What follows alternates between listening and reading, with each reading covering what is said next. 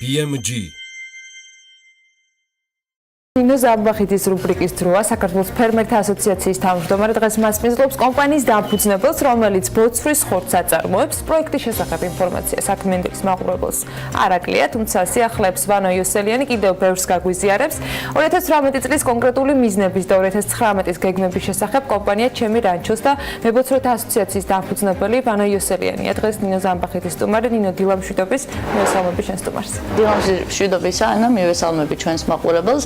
ვფიქრობ საინტერესო თემაა, იმიტომ რომ ჩვენს რუბრიკაში ხშირად წარმოვაჩენთ ისეთ მეწარმეებს, რომლებიც პრინციპში ახლები არიან საქართველოს ბაზრისთვის, ასევე იმ პროდუქტის უნიკალურობით, რა თქმა უნდა, მებოცრეობა საქართველოს რეალობაში ახალი არ არის, თუმცა მსგავსი მებოცრეობის ფერმა პრინციპში ახალი და ერთ-ერთი და უნიკალურია საქართველოს რეალობისთვის. დიდი მადლობა, ვანო, ეთერში სტუმრობისთვის. პირველი რაც მინდა დაგისვა შეკითხვა, ვიცით რომ თქვა მებოცრეობა მაინც იყო საქართველოს რეალობისთვის, ოღონდ პატარა მცირე მეურნეობები ოჯახში რო ყავდათ. რატომ გადაწყვეტეთ რომ თქვა ესეთი მასიური წარმოება უნდა დაგეწყო და რა სარგებელი აქვს, იმიტომ რომ ვიცით რომ დღეს უფრო მეტი ადამიანი მოიხმარს ხორცს და თქვა აი რა იყო ეს გადაწყვეტილება რომ გაგეკეთებინათ დიდი და საკმაოდ ესე შთამბეჭდავი ფერმა. პირველ რიგში მადლობა მოწვევისთვის. გადაწყვეტილება მივიღეთ პირველ რიგში ბაზრის შესწავლის საფუძველზე, იმიტომ რომ ნახეთ რომ ქართულ ბაზარზე ძალიან მწირედ არის წარმოდგენილი უშუალოდ ბოცვრის ხორცი და ძალიან არასტაბილური იყო მისი მიწოდება მოწესრიგებული სავაჭრო ობიექტებისთვის. ამავე დროს მოთხოვნა გაცილებით ჭარბობდა, თუმცა მოთხოვნას რაც შეეხება, ეგ კიდე ცალკე საკითხია, საკმაოდ დაბალი იყო და ჯერჯერობით კიდევ არის მოთხოვნა იმასთან მიმართებაში, რაც ხდება ევროპაში, თუნდაც იგივე ესპანეთში, იტალიაში, საფრანგეთში და სხვა ქვეყნებში. მზარდია ქვეყანაში ტურისტების რაოდენობა, მეტნაკლებად მზარდია ქართული ეკონომიკა და გადახდარიანობა მოსახლეობის, ასე რომ ჩავთვალეთ, რომ ეს დარგი ძალიან პერსპექტიული არის. აქვს თუ არა რაიმე დადებითი ბოცვრის ხორცს, ანუ რატო უნდა მიიღოს მოსახლეობამ? თქვენ როგორც სწორად აღნიშნეთ, რიგ შემთხვევაში რაღაცა შეცოდების მომენტიც ჩნდება, ბევრისგან გამიგია, რომ არა ყველაფერს შევჭამ, მაგრამ ბოცვრის ხორცს ვერ. აი რის წინა შევდგავართ? ანუ პრობლემა არის ადამიანების აღქმის სასარგებლოა და არიციან თუ აი რატო არის იგივე თქვა რეალიზების კუთხით უფრო პრობლემური ვიდრე სხვა ხორცი? არა, რეალიზების კუთხით დღეს რაც იწარმოება, ის რაც უახლოეს წლებში გვაქვს გეგმაში, მაგ კუთხით ჩვენ რეალიზების პრობლემას ვერ ხედავთ, რაც შეეხება სტერეოტიპებს, რომელიც აღნიშნეთ. ეგ სტერეოტიპები პრინციპში საქართველოში და პოსტსაბჭოთა სივრცეში ძალიან ბევრი არსებობს. ეგივე სტერეოტიპების წინაშე ვიდექით სოკოს წარმოებას, როცა ვიწყებდით საქართველოში დიდი მასშტაბებით, რომ სოკო წამლავს, ესე რომ ვთქვათ და იყო ეგეთი ძმე არ რა თქმა უნდა და ველურად მოყვანილ სოკოს და ინდუსტრიულად გამასოკოს გაზრდილ სადგურებში ვერასწორებდნენ ერთმანეთისგან და თუ ღმერთმა დაიფაროს ვიღაცა მოიწამლებოდა და უშუალოდ ტყეში მოკრეფილი რაღაცით ძალიან მკვეთრად აისახებოდა გაყიდვებზე.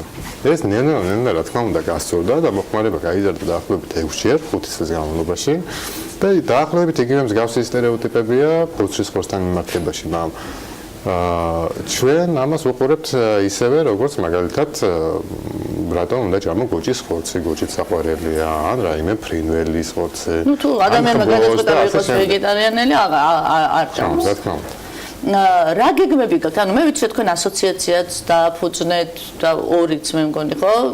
და ცდილობთ რომ სექტორი გააძლიეროთ.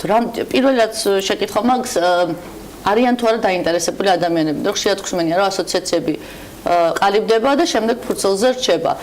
იგივე აი თქვენი კუთხით არიან თუ არა დაინტერესებული ადამიანები და თქვათ აი ასოციაციამ თუნდაც მებოცრეობის რა სარგებელი შეიძლება ერთიანად და ერთობლივად მოიტანოს? ანუ არის რაიმე საკანონმდებლო პრობლემა, რომლის გადაჭრაც არის საჭირო, თუ მხოლოდ რაღაცა ერთობა არის საჭირო, რომ ერთიანი გაყიდვები იყოს? აი რა კუთხით ხედავთ თქვენ ამას? პრობლემები ძალიან ბევრია, იმიტომ რომ დარგი როგორც ეგეთი მიძინებული იყო წლების განმავლობაში, ახლა ჩვენ გვახსოვს რომ კომუნისტების დროს იყო ბევრი მეურნეობა, მაგრამ რეალურად ის განადგურდა და ეხლა იქნება როგორც ეგეთი ინდუსტრიული საწარმოები. ამდენად პრობლემები ბევრია როგორც საკანონმდებლო დონეზე, იმიტომ რომ მთელი კანონმდებლობა მორგებულია მსხვილფეხარ ხოსანზე, ასე შემდეგ და ბოცვრების მიმართულებით აბსოლუტურად არ ცოდნა არც გამოცდილება, არც პრაქტიკა არაფერი. და არც რეგულაციები, ამას თქვენ აყალიბებთ ეხლა ამას ყველაფერს და ეხლა თუმცა ამას საკმაოდ დიდი დრო დაჭირდება და ამას მარტო მე ცალკე აღებული ერთი მეწარმე ვერ შევძლებდა. მნიშვნელოვანია გაერთიანება, თანამოაზრეების, ნებისმიერი არა აქვს მნიშვნელობა მის ზომას, მასშტაბს, გაქანებას, ასე შემდეგ.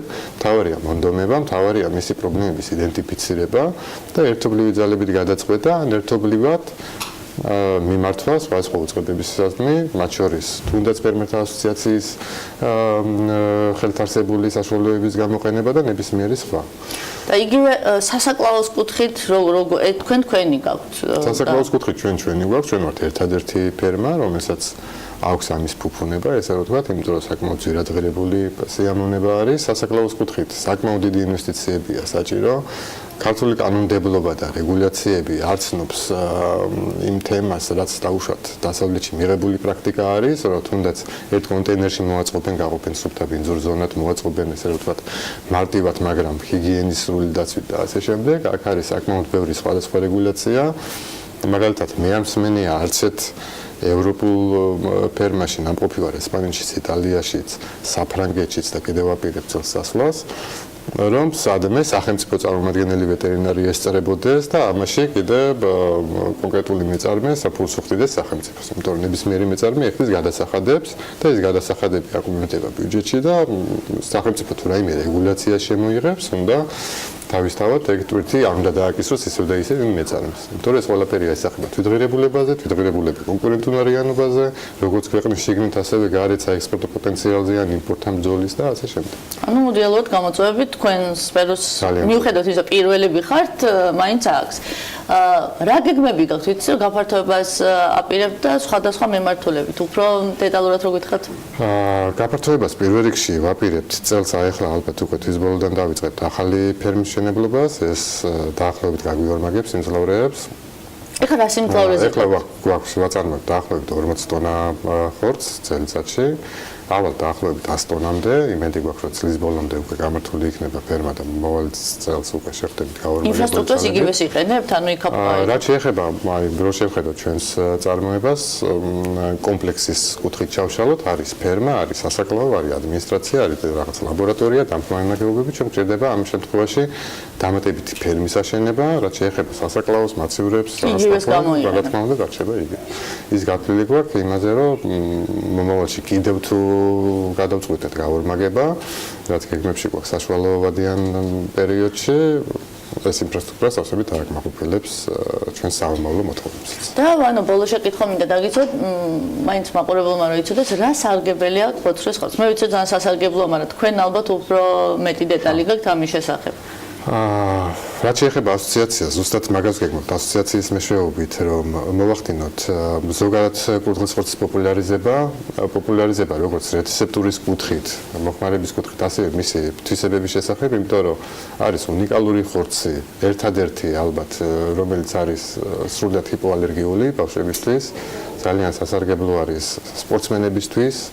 იმიტომ რომ შეიცავს უამრავ პროტეინებს, არის დიეტური თავიდან ბოლომდე და ძალიან ბევრი დაავადებების დროს შეიძლება სწორედ ბოცვრის ხორცის დანიშვნა პაციენტებისთვის და ჩვენ გვინდა სწორედ ეს კომპანია წარმოვიწყოთ, რომ ჩასაღებება მარტივია და ამავე დროს გემრიელი. რომ ნელა ის ძველი ტრადიციები დაუბრუნოთ მოსახლეობას ბოცვრის ხორცის გამოყენების, რაც იყო აწლეულების წინ და დავამატოთ პლუს მრავალი სხვადასხვა კერძები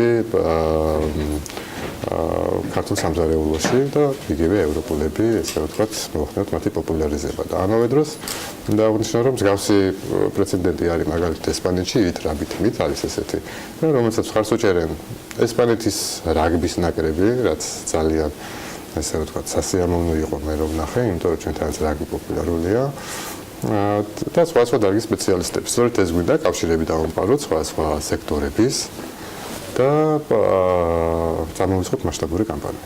ძალიან კარგი, ანუ ვფიქრობ ძალიან საინტერესო იყო, დარწმუნებული ვარ, რომ რაგბისტები ჩაერთვებიან ამ საინფორმაციო კამპანიაში, იმიტომ რომ ჯანსაღიკვება ჩვენ ქვეყანას ნამდვილად სჭირდება და მომავალ თაობას კიდევ განსაკუთრებით და ვფიქრობ, რომ კურდღლის ბოცვრის ხორცი ჩემთვისაც ეს ვთქვათ საინტერესო იყო თავისი უნიკალური თვისებებით. ამიტომ როდესაც უკვე განვითარდება ფერმა, უნდა ვთხოვოთ, რომ კიდევ ერთხელ მოვიდეს ვანო და უფრო დეტალურად ისაუბროს და რა თქმა უნდა ჩვენც ხელი შევუწყოთ მის წამოწყებას. აუცილებლად და სანამ დავამშვიდობებით, კიდევ მინდა რომ კითხვა დავუსვა მას, ყოველ ადამიანოს ეპია დასაწყისში 2018-19 წლის გეგმების შეჯამებისთვის, რამდენადაც ჩემთვის არის ცნობილი, გეგმება დივერსიფიცირება ამ წარმოების და უკვე სხვა თქვათ მიმართულებით ბიზნესის განვითარება. თუ შეგიძლია, ანუ ამ საკითხთან დაკავშირებითაც რომ მოგვაწოდო ინფორმაცია, რას აპირებთ ფერმაში, რომელიც სხვა ცხოველების თქვათ მომრავლებას ხომ არ გეგმავთ, ან რა გეგმები გაქვთ საერთოდ?